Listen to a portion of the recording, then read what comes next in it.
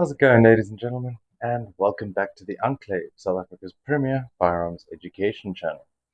So, in a little bit of pain, we are back with Chapter 2 or Module 2, Parts and Functions of the Shotgun for Business Purpose.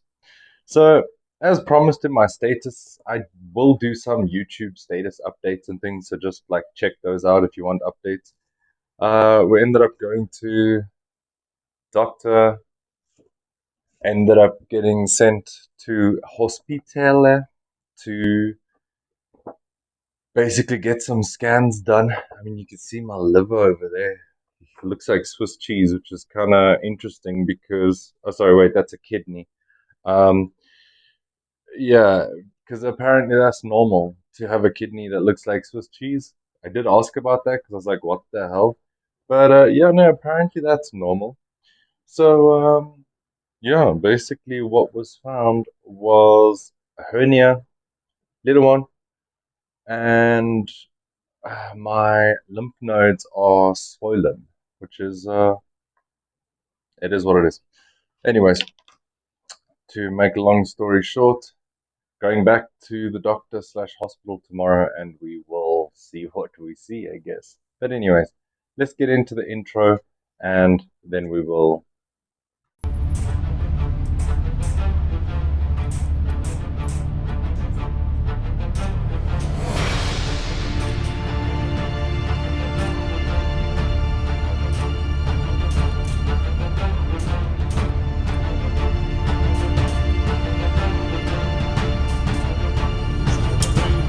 Two, one. Cool. So we are back. As I said, we are doing Module 2 Parts and Functions for the business use shotgun. So to start off, this is quite a short chapter, but we're going to see how we go. The intro was already a bit longer than I wanted it to be, but it is what it is. Y'all are along for the ride of my life, so it is what it is. Okay, so we start off with the parts of the firearm. We have the receiver. Now I need to balance all sorts of things. We have the receiver, which will be the section of the firearm here, sort of where your trigger and all your other controls are mounted. Okay. We then have the barrel, which on shotguns are a lot more visible.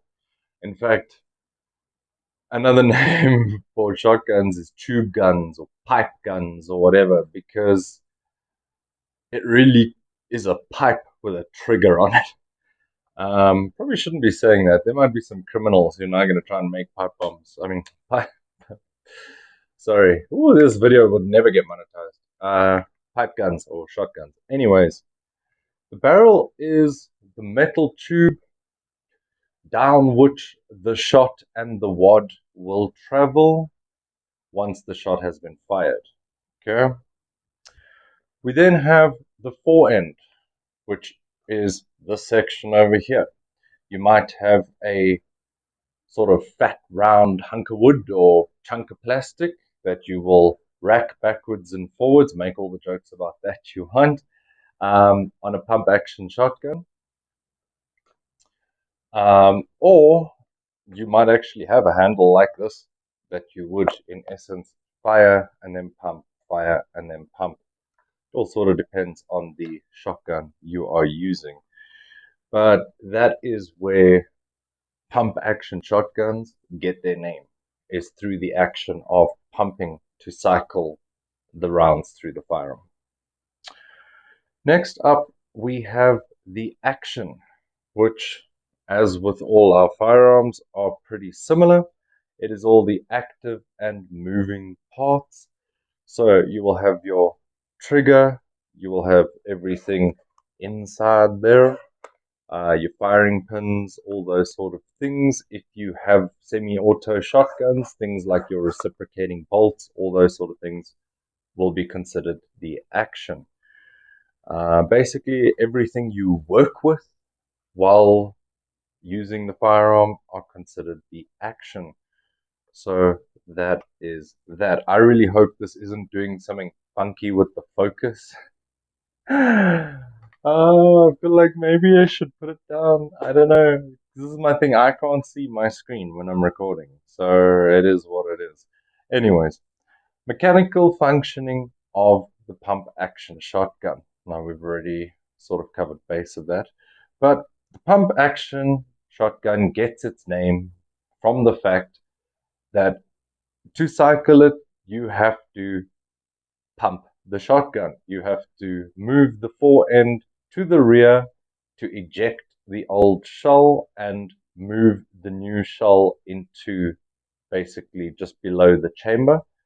And then when you pull it forward, you then push that shell up into the chamber of the shotgun.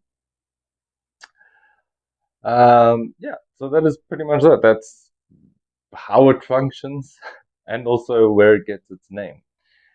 Um, I do notice it's interesting because they only really cover the pump action shotgun in here. And all the people I know personally in security and firearms industries actually don't use traditional pump action shotguns or pump action shotguns at all.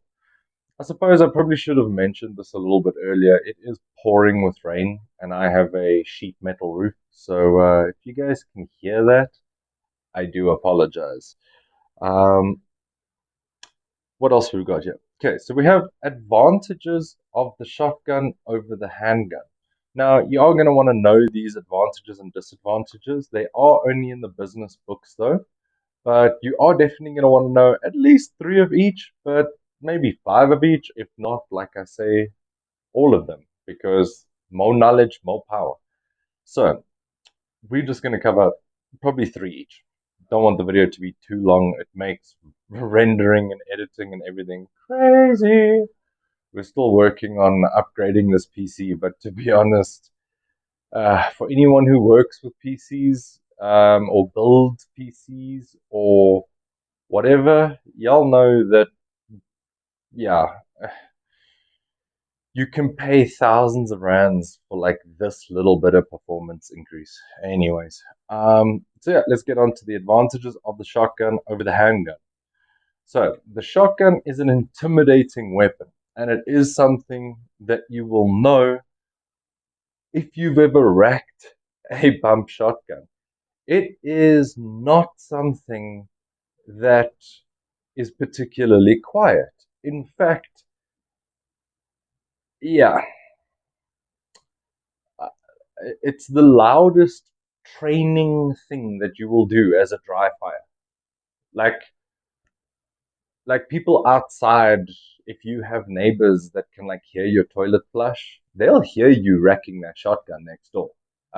If you're in like an apartment building or whatever, doing dry firing exercises with dummy rounds, they will absolutely hear you basically cycling that shotgun. There are ways to mitigate that with the fore end release switch, but obviously it's a little bit difficult to train doing things that you don't actually want to be doing in combat, you know? So that just creates bad habits. Anyways, so just that is crazy loud comparatively to racking a handgun or racking a rifle or any of those things. That is hella intimidating. I mean, if someone's at your front door and you standing behind your front door and you give it a old shook shook, if they're stupid, they'll keep coming. If there's any brain, they're gone. They're gonna run. That is all you're gonna need, which is kind of nice to be real. Number two, generally, a shooter achieves better accuracy with a shoulder fired weapon. And that is, of course, true because we use the 4-point grip, the gun hand, support hand, shoulder, and cheek, which, of course, is a lot more stable than any way of holding a handgun. I don't have that prop here. So yeah, even in the best case scenario, you're going to be more accurate, more in control of the weapon, more, yeah, maybe not more agile. That's the one way where having a handgun would be better, is that moving from room to room with a handgun is a lot quicker, whereas moving from room to room with a large rifle or a shotgun is obviously a little bit more difficult, especially sorry, if you've got tight corners that you need to get around. Number three, much greater one-shot potential. Now, this is another thing. I mean, uh, you guys will see in the VM15 Destroyer video, which is probably the next gun review that's going to come out. It absolutely shredded that target to all hell. And it was using, can't remember now. I think it was using trap shot. So basically, what you use for clay pigeon shooting. And even with that, I mean, if you were to shoot someone with that, I think the doctors would look at that and give up, because I mean, you'd have, I think, about 600 shots in you, like 600 pieces of shot, if the whole thing hit you. I don't know that you can fix that, to be honest. But yeah, other than something like a crazy rifle with a hollow point round, you're definitely going to have more stopping power with a shotgun. So that is another advantage. If we go to the advantages of the shotgun over a rifle, um, yeah, again, the shotgun is an intimidating weapon. I don't know why they feel the need to state that twice. You could have come up with another example there.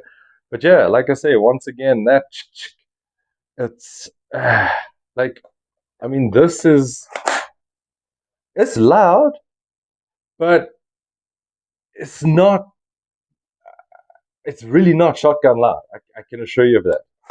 Even if you like, I mean, that is what you're supposed to do, but I mean, I don't know. Trust me, there's something about that shotgun. If you haven't used one, it is a bit louder to cycle than any other gun, in my belief. Um, but yeah, pattern of spread.